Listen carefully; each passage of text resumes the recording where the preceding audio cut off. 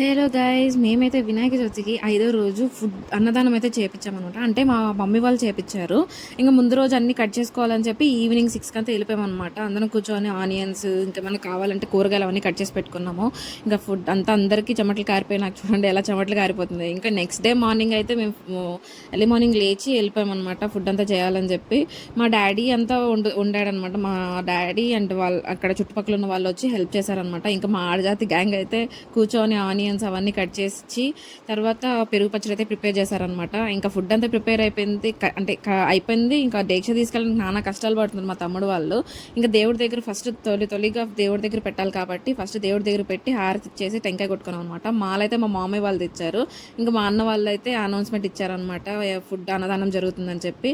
Food అయితే ఏమేమి ఉండామంటే vegetable rice, పెరుగు పచ్చడి, వైట్ రైస్, రసము, సాంబారు, ఆలూ ఫ్రై, ఒక స్వీట్ అయితే పెట్టాము. ఫస్ట్ అయితే మేము ఎవరు రారేమో అనుకున్నాం, కానీ ఫుల్ జనాలు అయితే వచ్చేసారనమాట అన్నదానంకి. అసలు లాస్ట్లో అయితే కొంతమందికి ఫుడ్ అయితే సరిపోలేదు, కొంచెం బాధ అనిపించి కొంచెం ఒక 2-3 స్వీట్స్ ఇచ్చి అట్టిపండు ఇచ్చి పంపించామన్నమాట.